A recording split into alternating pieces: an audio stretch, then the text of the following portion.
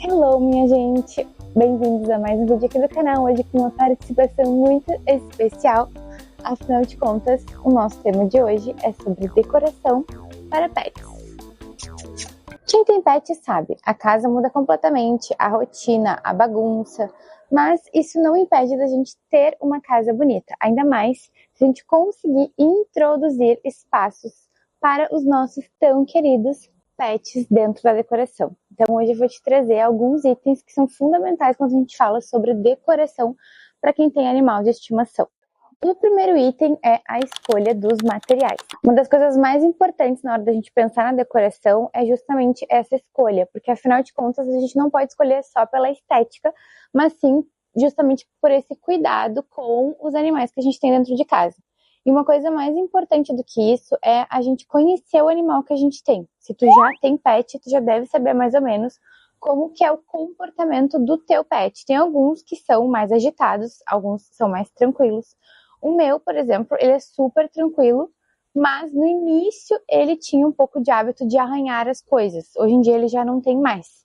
Então é importante tu conhecer também o teu animal para ver quais são as necessidades que tu vai ter de acordo com isso.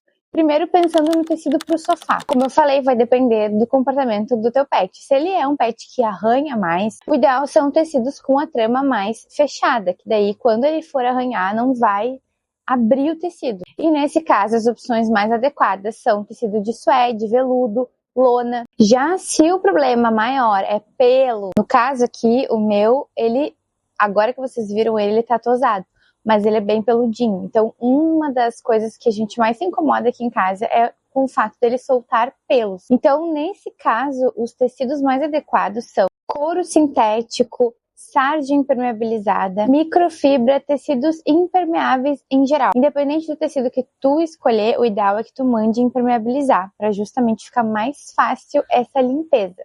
Outra dica interessante em relação aos pelos do pet, quando tu for comprar um sofá, se puder, seria interessante comprar a cor mais perto da cor do teu pet, porque daí não vai ficar tão aparente os pelos quando estiverem ali no sofá. No meu caso, meu sofá é cinza e o Frederico ele tem um pelo caramelo bem clarinho. Então, quando ele solta pelo, aparece bastante. Agora, quando a gente for trocar de sofá, provavelmente eu já vou optar por um sofá mais claro, até porque também, esteticamente, eu acho muito mais bonito um begezinho mais clarinho do que o cinza escuro, que é o que eu tenho hoje. Em geral, uma das opções mais adequadas, se a gente quer ter tanto essa proteção para o pet não arranhar, essa proteção para não ter tanto pelo e não ficar tão difícil de limpar, ao mesmo tempo que não seja um tecido também muito duro, porque tem alguns que são bem resistentes, mas eles não têm aquele conforto, aquele macio, né? Então, uma opção que se adequaria a esses itens é o tecido de suede impermeabilizado. Outro lugar que a gente usa tecido é em tapete. Aí a gente precisa evitar aqueles tapetes que são muito felpudos, que são mais difíceis de aspirar, porque junta sujeira, segura cheiro e acaba dando mais manutenção. O ideal é que a gente escolha aqueles tapetes com a trama mais baixa, não aqueles muito volumosos, porque daí vai ser mais fácil de limpar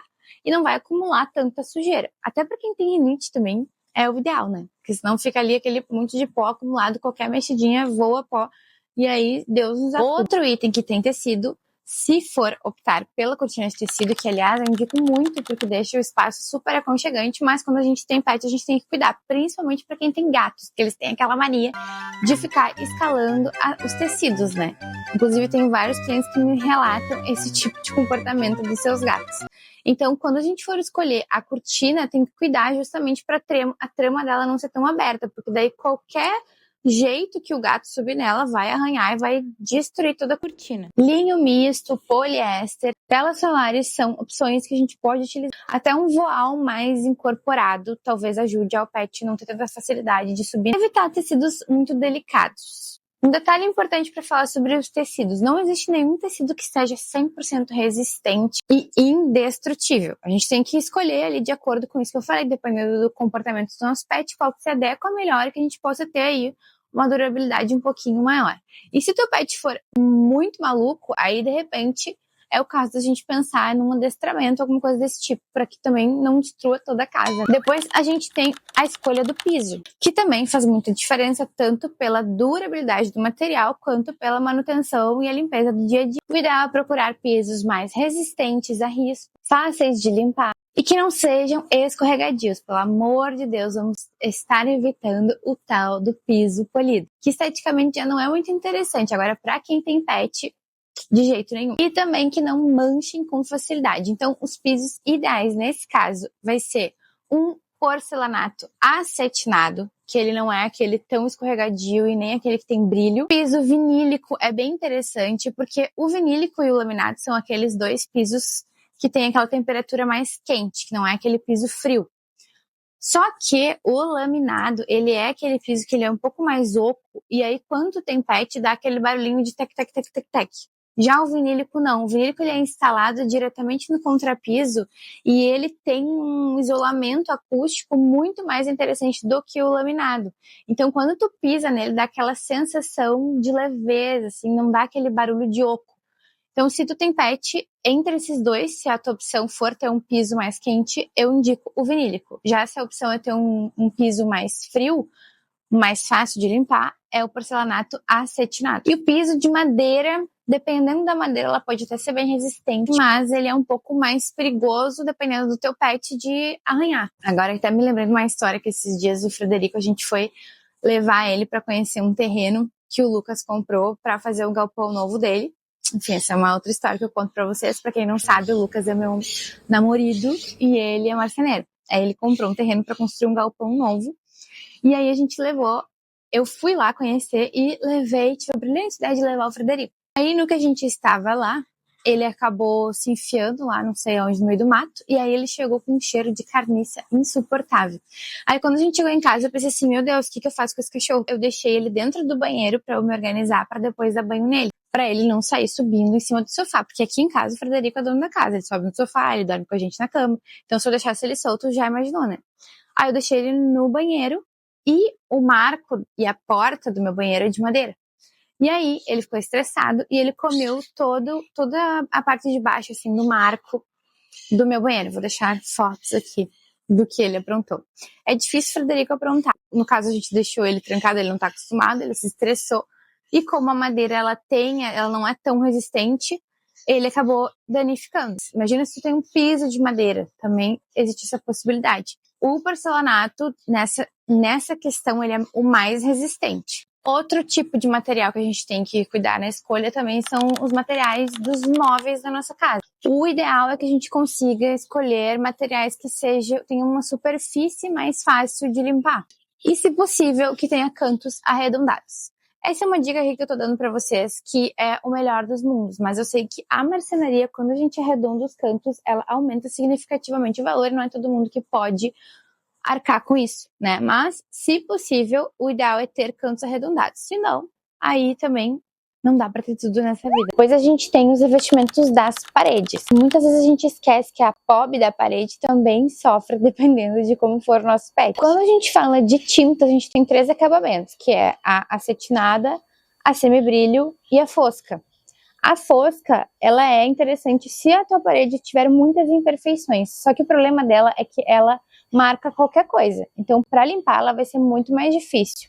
A semibrilho, ela já é mais fácil de limpar do que todas elas, só que é aquela que ela vai ser um pouco mais brilhosa. Então, se a tua parede for muito torta, cheia de imperfeições, ela vai aparecer um pouco mais. E o meio termo é a acetinada, que ela não é tão fosca e nem tão brilhosa. E ela é fácil de passar um pano para limpar. Outra coisa que eu não indicaria em relação à pintura é colocar cores muito escuras, porque as cores escuras, elas aparecem muito mais a sujeira do que as cores claras. Se por acaso tu for optar por colocar um papel de parede, o ideal é que tu escolha aquele papel de parede vinílico, que ele é muito mais resistente, lavável e ele tem uma leve textura. Evita papel de parede muito barato, porque ele pode ser barato, mas a longo prazo ele vai estragar muito fácil e não compensa o investimento que tu vai fazer. E se tu vai investir um pouquinho mais, uma solução interessante para revestir as paredes é o próprio MDF, que ele tem uma durabilidade muito maior, ele é resistente e ele é mais fácil de disfarçar a sujeira do que própria pintura. Número 2, o conforto e a segurança.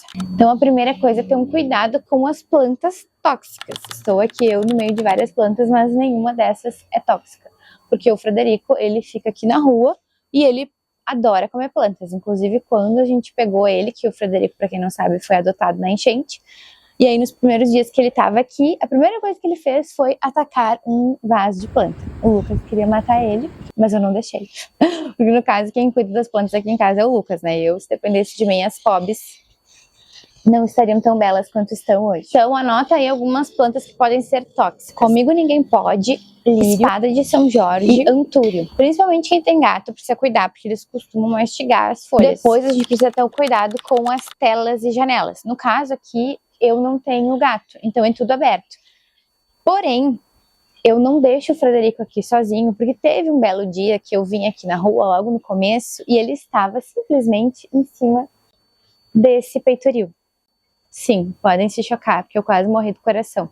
Então, eu evito deixar ele sozinho aqui no terraço, porque a gente não fechou ele aqui. Se tu tem pet e tu tem uma área aberta, o ideal é que tu feche toda ela ou fique monitorando como eu faço aqui, né? Agora, se tu tem gato, o importante é que todas as tuas janelas sejam teladas, né? Porque gato adora ficar pendurado na janela. Outra coisa interessante é o conforto do ambiente. Os animais, eles adoram se expor à luz natural. O Frederico, por exemplo, adora ficar aqui no sol lagarteando, como a gente fala aqui no sul. Então, se tu puder, né, ter um cantinho ali onde bata o sol e deixar um espaço para o teu pet por ali, é muito interessante, porque se tu não tem nenhum espaço onde bate sol, o teu pet vai sentir falta disso.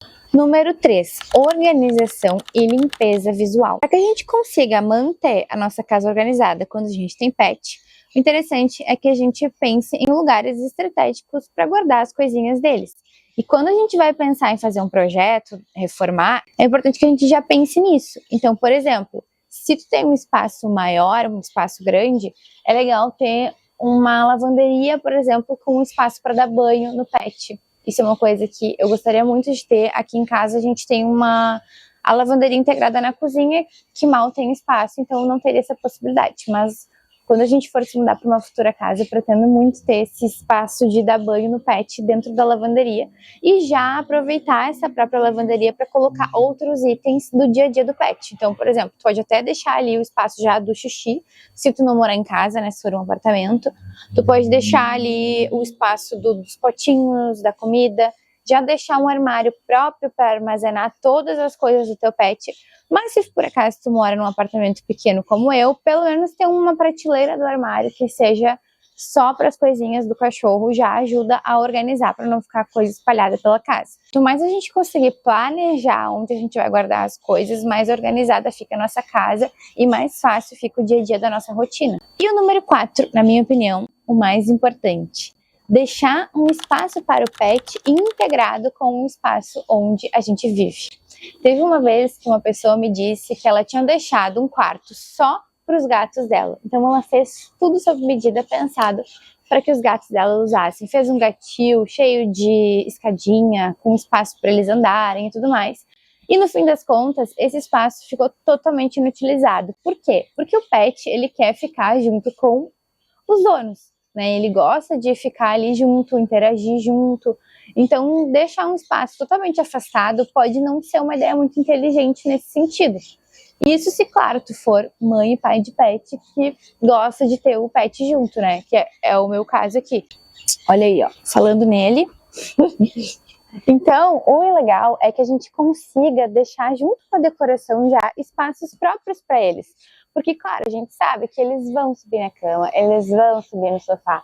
Mas se tu tiver um cantinho para ele na sala, um cantinho para ele no quarto, também pode ser que ajude a não ficar ele tanto assim em cima da cama. Para quem tem gato, tem várias ideias muito interessantes, muito divertidas e bonitas para colocar na sala, no home office também. É um lugar, se tu trabalha em casa, tu fica o dia inteiro dentro do teu home office, por que não deixar um espaço ali destinado para o teu pet ficar ali te fazendo companhia, né? Então, na minha opinião, esse é o principal item quando a gente fala de pet, que a gente sabe que eles são os nossos filhos, eles são um pedacinho da gente dentro da nossa casa. E a gente colocar eles como parte da nossa casa também faz parte da decoração, porque a decoração nada mais é do que as coisas que a gente usa, que a gente vive. Por exemplo, se tu tem casa, que tu tem pátio, também é interessante deixar um espaço para o pet no pátio, né? Porque nos momentos em que tu estiver na rua, já tem um espacinho destinado para ele ali.